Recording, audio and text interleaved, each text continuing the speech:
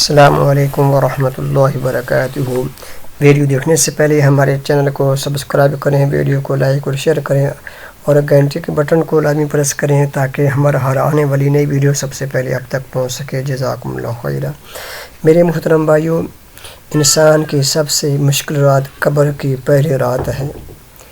سیدنا عثمان بن عفان رضی اللہ عنہ کہتے ہیں کہ جب میں نے نبی کریم صلی اللہ علیہ وسلم سے فرماتے ہوئے سنا، اللہ کے نبی صلی اللہ علیہ وسلم نے بیان فرمایا کہ مرنے کے بعد انسان سے سب سے پہلی گھاٹی، پہلی منزل قبر کی منزل ہے۔ اگر انسان پہلی منزل میں کامیاب ہو گیا، اس کے بعد والی آنے والی منزلیں آسان ہوگی، اور اگر انسان پہلی منزل یعنی قبر کے اندر پھنس کے رہ گیا تو آنے والی اس کی منزلیں اور مشکلات مشکل ہوں گی۔ تو اس لیے جب قبر کا ذکر سنتے سیدنا عثمان بن عفان زاروں قطار ہوتے اور کہتے کہ یہ قبر جس کے متعلق اللہ کے نبی نے فرمایا یہ سب سے خوفناک جگہ ہے، سب سے بری جگہ ہے۔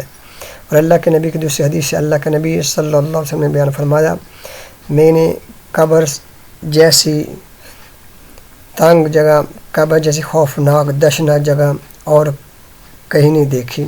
تو میرے محترم بھائیوں، اس لیے ہمیں بھی اپنی قبر یاد رکھنی چاہیے، کیونکہ قبر کے اندر وہ مناظر ہیں، وہ عذاب ہیں جو ہماری آنکھوں سے اوجھل ہیں۔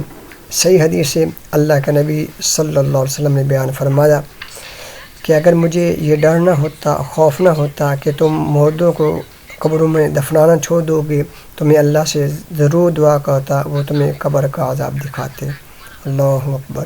میرے محترم بھائیوں، آپ اس حدیث سے اندازہ لگا لیں، اس حدیث سے اندازہ لگائیں کہ اللہ کے نبی، آپ اس حدیث سے اندازہ لگائیں اللہ کے نبی صلی اللہ علیہ وسلم نے فرمایا، اگر مجھے یہ ڈر نہ ہوتا، خوف نہ ہوتا کہ تم مردوں کو قبر میں دفنانا چھوڑ دو گے تو میں اللہ سے ضرور دعا کرتا اللہ تمہیں قبر کا عذاب دکھاتے۔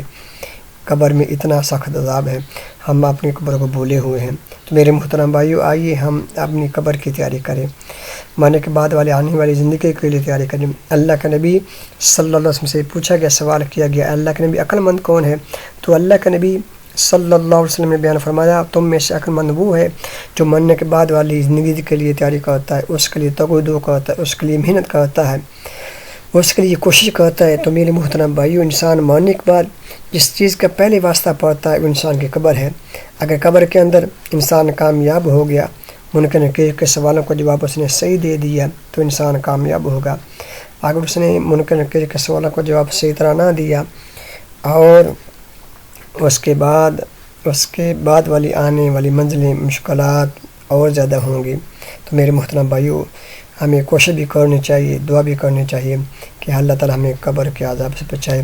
اللہ کے نبی صلی اللہ علیہ وسلم نماز کے آخری تشہد میں یہ دعا پڑھا کرتے تھے، اللہم انی اعوذ بک من عذاب القبر اعوذ بک من عذاب جہنم واعوذ بک من فتنۃ المسیح الدجال واعوذ بک من فتنۃ المحیا والممات اللہم انی اعوذ بک من الوسواس القہار۔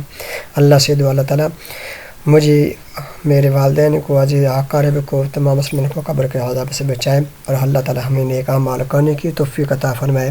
ویڈیو اچھی لگے تو ویڈیو کو لائک اور شیئر کریں اور کمنٹس کر کے بتائیں کہ یہ ویڈیو ہماری آپ کو کیسے لگی۔ جزاکم اللہ خیرا، احسن جزاء۔ السلام علیکم۔